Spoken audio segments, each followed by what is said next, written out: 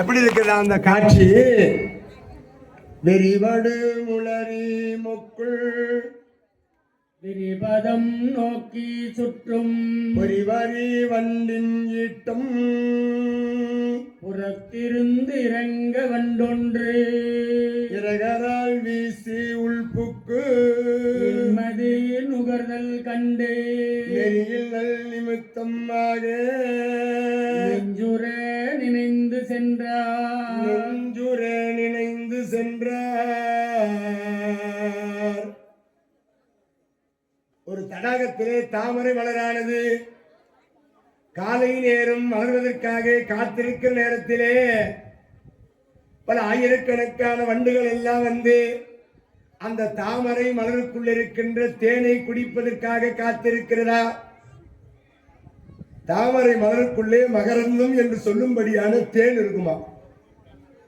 பூவிலே தேன் இருக்கும், தேனை குடிப்பதற்கு வண்டு போகும். காலை நேரத்திலே தாமரை மலர் மலர்கிற நேரத்திலே வண்டுகள் ஆயிரம் வண்டுகள் வந்து ரீங்காரம் விட்டு கொண்டு அந்த தேனை குடிக்க வேண்டும் என்பதற்காக காத்திருக்கிறது.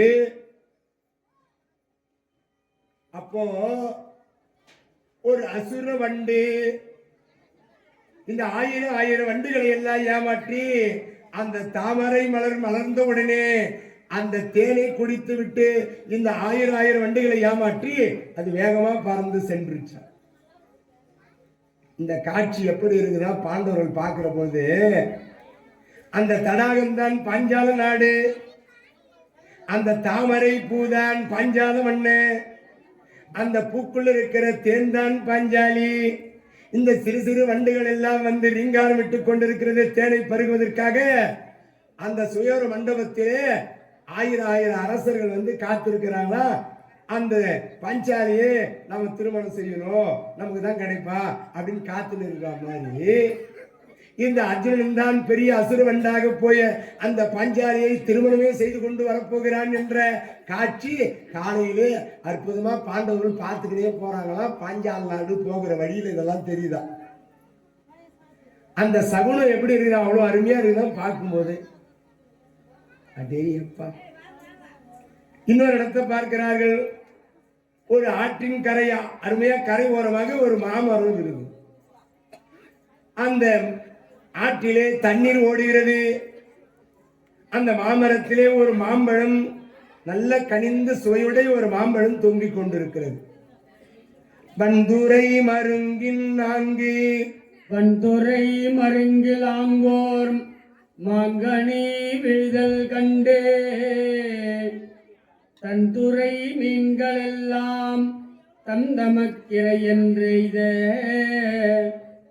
விண்டுரை கிழிய ஓடி வென்றொரு வாளை தன்வாய் குண்டுரை வலிமை நோக்கி குறிப்பினால் ஓகை கூர்ந்தார்.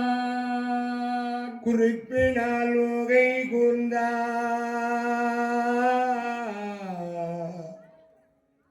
இதை பார்க்கிற பொழுது எப்படி இருக்கிறதான்? ஒரு ஆற்றிலே தண்ணீர் நீர் ஓடிக்கொண்டிருக்கிறது. ஆற்றங்கரையோர் ஒரு மாமரம், அந்த மாமரத்திலே ஒரு மாம்பழம் தொங்கிக் கொண்டிருக்கிறது. சிறு சிறு மீன்கள் எல்லாம் வந்து அந்த மாம்பழத்தை பருகுவதற்காக வாய் திறந்து காத்திருக்கிறதா. கனிந்த பழமானது கீழே விழும். மாம்பழம் கனிந்தா கீழே விழும், நமக்கு கிடைக்கும் என்று சிறு சிறு மீன்கள் எல்லாம் வாய் திறந்து பார்த்து கொண்டிருக்கிறது தண்ணீருக்கு மேலே வந்து. அப்பொழுது ஒரு வாழ மீன், அசுர மீனானது ஒரு வாழ மீன் வேகமா வந்து அந்த பழம் கீழே லபக்குன்னு அதை வாங்கி வாயில கவ்விக்கின்னு ரொம்ப ஆழமான பகுதியில் போயிடுச்சு. இந்த சிறு சிறு மீன்கள் எல்லாம் ஏமாந்து போச்சு. இதை பார்க்கறதுக்கு எப்படிக்குதான்? அந்த நதிதான் பாஞ்சால நாடு, அந்த மாமரம் தான் பாஞ்சால மண்ணு, அந்த மாம்பழம் தான் பாஞ்சாலி தேவி.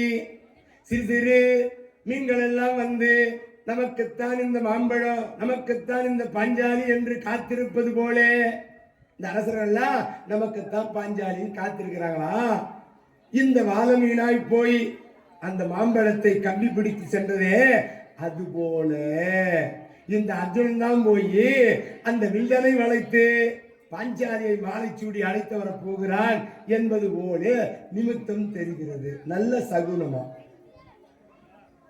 நம்ம கூட வெளியே போகும்போது சகுனம் பார்க்கிறோம். சகுனம் பார்க்கிற பொழுது யாராவது கணவன் இல்லாதவங்க வந்துட்டாங்கன்னா ஓச்சுடா வந்துட்டாளேவா அப்படின்னு நேரம் வீட்டுக்குள்ள வந்துடுவார். அது எவ்வளவு பெரிய கொடுமை பாருங்க. நீங்க மனசார அவங்க எதிரில் வரும்போது அம்மா நான் போற வேலை நல்லபடியா ஆகணும் தாயே, அந்த அம்மாவுக்கு அவன் ஒதுங்கி போவோம். பார்த்த உடனே அவன் ஒதுங்கி போகும்போது இருந்தாலும் சட்டான்னு வீட்டுக்குள்ள வந்து தண்ணி குடி அவன் வந்துட்டாடி எதிரில் வந்துட்டாடி அவன் இந்த வேலை எப்படி நடக்குதுன்னு அப்படின்னு போனா அந்த வேலை நடக்கவே நடக்காது. உண்மையாவே அந்த அம்மாவை வணங்கிட்டு அம்மா நான் ஒரு வேலையா போறேன்னு சொல்லிட்டு போய் பாருங்க, அந்த வேலை நல்லா நடக்கும். அந்த தாய் வாழ்ந்து அந்த தாயினுடைய மனசானது நோகுறவாரி நம்ம எதிரில் வரும்போது சொல்லக்கூடாது. அதனாலே அம்மா நான் போகிற பொழுது என் வேலை நல்லபடியா ஆகணும் நீ சொல்லு தாயே, நல்லபடியா ஆயிடும். ராதா ரமண கோவிந்தா.